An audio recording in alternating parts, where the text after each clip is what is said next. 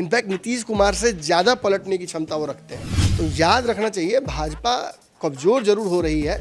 मैं बात ही क्यों करूंगा कि मैं भाजपा के साथ जाने वाला हूँ। नीतीश को लोकसभा में कितना वोट पड़ता है वो तो भगवान जानते। चिराग पासवान भी वेट एंड वॉच यही कर रहे थे कि कहीं फिर से नीतीश भाजपा के साथ चले मत।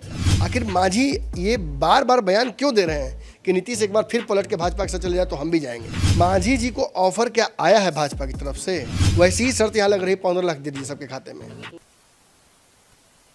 नमस्कार, भारत लाइव देख रहे हैं आप और ये गेम बड़ा है जहां खबरों के पीछे यानी पर्दे के पीछे क्या कहानी चल रही है। अक्सर आप खबर देखते होंगे, आगे की सब कुछ आपको बताई जाती होगी, लेकिन गेम बड़ा है उन खबरों के पीछे और पर्दे के पीछे क्या कहानी चल रही है। दरअसल चिराग की वापसी के बाद कई लोगों का रास्ता साफ हुआ है, जिसमें जीतन राम मांझी का नंबर सबसे ऊपर है। जीतन राम मांझी ने आज तो सशर्त समर्थन की बात भी कह दी है। उन्होंने क्या क्या शर्तें रखी हैं वो आपको बता देते हैं और फिर चलेंगे डॉक्टर साहब के पास, चीर फाड़ करके पंचनामा में बताते ही हैं, लेकिन इस बार पर्दे के पीछे की कहानी बताएंगे। दरअसल उपचुनाव को लेकर हम प्रवक्ता दानिश रिजवान ने जो बयान दिया है उसमें है कि भाजपा यदि 2 दिनों के भीतर सबके खाते में 15-15 लाख रुपया, 1 करोड़ सरकारी नौकरी, बिहार को स्पेशल स्टेटस दे दे तो हम भी उपचुनाव में भाजपा का साथ देंगे। एक नेता केंद्र में मंत्री बनने के लिए भाजपा का प्रचार कर रहे हैं। हमें देश की चिंता है, बेरोजगारों की चिंता है, छात्र नौजवानों की चिंता है, इसलिए हम भाजपा का विरोध कर रहे हैं। डॉक्टर साहब चलते हैं, ये शर्तें जो रखी गई हैं, क्या लगता है इन शर्तों के आधार पर जीतन राम मांझी आ जाएंगे तो भाजपा मानेगी ये शर्त? एक बात मुझे बताइए, भाजपा ने ऑफर दिया था क्या मांझी जी को कि आ जाइए हमारे साथ? जब भाजपा ने ऑफर ही नहीं दिया तो जिस तरीके से आज मांझी जी के प्रवक्ता ये बोल रहे हैं, ऑफर अगर नहीं दिया गया है और फिर उसके बाद ये शर्तें रखी जा रही हैं, ये तो सेम बात चिराग पासवान वाली हो गई ना। अगर इसे समझाने के लिए मैं चिराग पासवान के संदर्भ पर चर्चा एक बार कर लूँ तो कितना आसान हो जाएगा, समझिएगा। चिराग पासवान और भाजपा के नेताओं के बीच जो बातचीत हो रही थी, जो ऑफर चिराग पासवान को दिया गया था कि आप ये जो उपचुनाव है उससे पहले आप हमारे साथ आ जाइए, उसके बदले में चिराग पासवान ने जो शर्तें रखी थी वो शर्तें जायज़ थी, क्योंकि चिराग पासवान को भी कालांतर में भाजपा से घाटा हुआ है, पार्टी टूटी, जो कुछ हुआ वो सब आपने देखा। इसके बाद जो शर्तें वो रख देते हैं उन शर्तों पर भाजपा मंथन करती है, लेकिन अंततः सारी शर्तें मान लेती है और एकमात्र शर्त जो अटकी हुई थी वो भी आप समझ गए हैं कि क्या होगा। मतलब आप कहने वाले हैं कि मांझी जी की शर्तें भाजपा मान लेगी? अब यहाँ देखिए खेल है थोड़ा सा। मांझी जी को ऑफर क्या आया है भाजपा की तरफ से? ऑफर तो नहीं आया। ये आप हम कह रहे हैं ना, कहीं ऐसा तो नहीं कि ऑफर उनको आ चुका है। ये शर्तें जो रखी गई हैं ये वैसी ही शर्तें लग रही हैं जैसा कि चिराग पासवान रख रहे थे। उसमें भी एक शर्त थी कि चाचा पारस को हटा दीजिए, वैसी ही शर्त यहाँ लग रही है, 15 लाख दे दीजिए सबके खाते में। मतलब तो वो मैनेज हो जाएगा? वो मैनेज हो जाएगा। 15 लाख सबके खाते में डालना संभव नहीं है, ये आप भी जानते हैं। तो ऐसी शर्त दी क्यों गई? आखिर मांझी ये बार बार बयान क्यों दे रहे हैं कि नीतीश एक बार फिर पलट के भाजपा के साथ चले जाए तो हम भी जाएंगे? एक और बात जान लीजिए, इसमें एक और बयान उन्होंने दिया है कि चिराग पासवान मंत्री बनने के लिए केंद्र में चले गए भाजपा के साथ। हमको भी बनना है, ये तो आप कह रहे हैं, इससे पहले मांझी जी नहीं गए हैं क्या भाजपा के साथ? कई बार बोले भी हैं कि एक और सीट बढ़ा दिया जाता तो बढ़िया रहता। इससे पहले मांझी जी भाजपा के साथ थे, नीतीश कुमार उस गठबंधन में आए तो मांझी जी भाग गए कि नीतीश आ गए हैं, अब हमारे लिए जगह नहीं बचता है।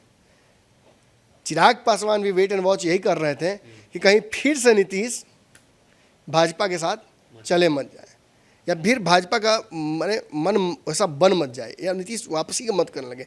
जब उन्हें भी लग गया कि अब ये होने नहीं वाला है, तब उन्होंने ये फैसला लिया। तो मांझी जी का जो बयान का पैटर्न है वो साफ लग रहा है कि वो इंटरेस्टेड है। इसके पीछे देखिए कारण है, ऊपर ऊपर चाहे उनके प्रवक्ता हो दानिश रिजवान या उनके शिक्षा प्रकोष्ठ के जो नेता हैं रंजन सिंह, जो बार बार हमारे यहाँ आते हैं, बयानबाजी जो भी होती है उनकी पार्टी की तरफ से वो डिफेंड करने के लिए आते हैं। इन दोनों नेताओं ने स्पष्ट तौर पर कहा है बातचीत करते हुए मेरे से कि ऐसा कुछ नहीं है, मांझी जी कहीं जाने वाले नहीं हैं।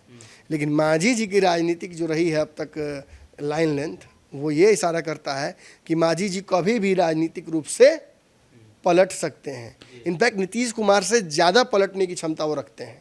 अभी प्रॉब्लम क्या है कि उनकी पार्टी बिहार में वोट के लिए थोड़ा डिपेंडेंट हो गई है, क्योंकि बिहार में नीतीश और तेजस्वी के मिलने की वजह से एक बड़ा वोट बैंक की तरफ आ गया है। तो इससे बेहतर तो विकल्प नहीं मिल सकता है ना मांझी जी को। लेकिन लोकसभा चुनाव में सभी को इस बात का डर है कि फिर भाजपा क्लीन स्वीप मत कर ले। ऐसी स्थिति में चिराग पासवान की तो लॉटरी लग जाएगी, बाकी सभी नेताओं की। आपको याद होना चाहिए, मैं दर्शकों को भी याद दिला दूं, भ्रम में नहीं रहना चाहिए। यही गठबंधन, खाली नीतीश को हटा दीजिए, और नीतीश को लोकसभा में कितना वोट पड़ता है वो तो भगवान जानते हैं। जब विधानसभा में कोई पुछनिहार नहीं है तो लोकसभा में कितना वोट मिलता होगा भगवान जाने। नीतीश माइनस करके यही गठबंधन चुनाव लड़ने गया था 2019 में, खाता नहीं खुला था। ये वो किशनगंज से कांग्रेस जीत के आई थी। तो नीतीश इंक्लूड हो गए तो क्या लगता है? तेजस्वी यादव खाता खुला था, ना उपेंद्र कुशवाहा का खाता खुला था, ना मांझी का खाता खुला था, और ना मुकेश सहनी का। कांग्रेस एक सीट मात्र अपनी सीटिंग सीट जीत के आई थी, वो भी बहुत सिक्योर सीट है किशनगंज की, वही जीत के आई थी। अदरवाइज कोई कहीं से जीता नहीं था। तेजस्वी यादव 0 पे आउट हो गए थे।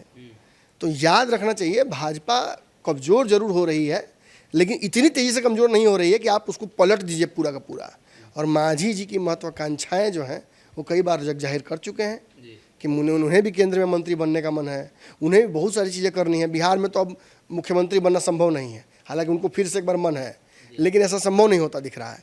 और इस गठबंधन में जो मौजूदा हैं, ना उनको उपचुनाव के लिए पूछा जाता है। हालांकि ये बात रंजन सिंह ने यहाँ से कही कि जो घोषणा है वो उन्हीं के माध्यम से कराई गई थी, लेकिन ये तो टोकनिज्म हो गया ना। जैसे उपेंद्र कुशवाहा को नीतीश कुमार ने बुला दिया, संसदीय दल का अध्यक्ष बना दिया, लेकिन क्या हो रहा है, तो अपने पार्टी के लोग गजर मुरई फेंक रहे हैं देह पे, कोई इज्जत वैल्यू नहीं दे रहा है। लिखना पड़ रहा है लेटर में कि कृपया कुशवाहा जी के कार्यक्रम में भीड़ जुटाएं। तो इससे बड़ी बेइज्जती क्या हो सकती है कि लिखना पड़े, ससुराल जा आए दमाद, लिखना पड़े कि मैंने इनका स्वागत बढ़िया से कीजिएगा। तो भाई बेइज्जती 4 गो सब दे ही दिया सब।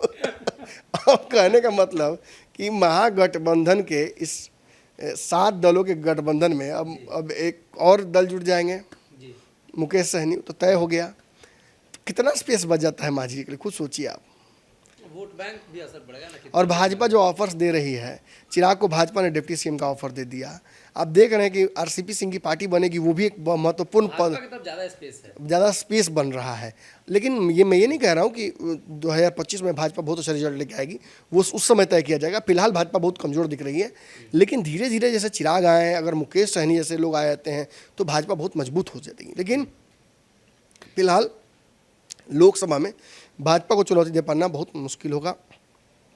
इन सारी संभावनाओं को देखते हुए मांझी जी ने एक टोकन छोड़ दिया है। जैसे आपने कहा था मिट्टी में मिल जाऊंगा, भाजपा के साथ नहीं जाऊंगा, जैसे ये बातें कही जाती हैं, तो जब ये कहा जाता है कि नहीं जाऊंगा, उपेंद्र कुशवाहा ने भी कहा था कि कभी नीतीश के साथ नहीं जाऊंगा, तेजस्वी यादव ने कहा था कि चाचा को वापस नहीं लेंगे, लेकिन बिहार में सब कुछ हो रहा है। तो कहीं ना कहीं ये संभावनाएं जताई जा रही हैं कि अब अगर मांझी जी को इस तरफ आने का मन है या वो शर्तें रख रहे हैं, तो निश्चित तौर पर वहाँ पे उनको स्पेस नहीं मिल पा रहा है पॉलिटिकल। और ये सारी बातें हम बात ही क्यों करेंगे, मैं खुद सबसे स्पष्ट पूछ रहा हूँ, मैं बात ही क्यों करूँगा कि मैं भाजपा के साथ जाने वाला हूँ, या शर्तें ही क्यों रखूँगा? क्या भाजपा ने उनको बुलाया था क्या सार्वजनिक रूप से? तो किसी ने नहीं कहा था। पर्दे के पीछे अगर बात हुई होगी, तो जैसे मुकेश सहनी को ऑफर मिला था, तो मुकेश सहनी ने कहा कि नहीं दिल्ली नहीं आएंगे, यहीं से बात करो। तो हो सकता है उनको भी आया हो ऑफर, तो वो अपनी शर्तें रख रहे हैं। उन शर्तों में कहीं ना कहीं नेगोशिएशन का एक पॉइंट बनता है। जब बात शुरू तो रास्ता निकलना शुरू। जिस दिन नीतीश कुमार तेजस्वी यादव एक होकर बिहार में जातीय जनगणना कराने नरेंद्र मोदी के दरवाजे पर गए थे, भाजपा को तभी समझ जाना चाहिए था। हमने तो तभी कह दिया था कि तो गठबंधन की सुगबुगाहट है, 2 दिल मिल रहे हैं मगर चुपके चुपके, किसी को नहीं हो रही है खबर, चुपके चुपके। तो कहीं ना कहीं नीतीश और तेजस्वी के गठबंधनों को लेकर जो कयास लगते थे, अब जीतन राम मांझी ने भी कई तरह के बयान देने शुरू कर दिए हैं। और गठबंधन पर बयान देने का मतलब है कि कहीं ना कहीं उन चीज़ों में उनकी रुचि है। जैसे चिराग पासवान की वापसी हुई, हो सकता है जीतन राम मांझी भी जल्द वापसी कर लें। अगर ये वीडियो पसंद आई और वह बिहार के राजनीति और बिहारियत से सरोकार रखेनी, तो सब्सक्राइब बटन दबा के चैनल के सब्सक्राइब कर ली। ओजे एगो घंटी बा, ओकरा बटन दबा देला से कुल सटीक और मारक खबर रुआ मुफ्त में मिल जाई। अगर रुआ पत्रकारिता के हमनी के नया प्रयोग में सहयोग कर चाहतानी, तो ज्वाइन बटन दबा दी। पेटीएम नंबर नोट कर ली 9386816700। धन्यवाद।